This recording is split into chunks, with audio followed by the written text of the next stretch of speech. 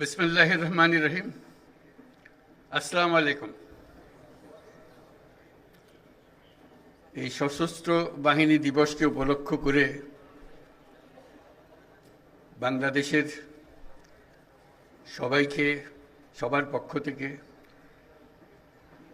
যে বাংলাদেশের নক্ষত্র সমূহকে একযোগে এই মহাসম্মেলনীতে আনতে পেরেছেন, সেটা দেখে অবাক লাগছে। আজকে অত্যন্ত আনন্দবোধ করছি আপনাদের সবাইকে দেখে।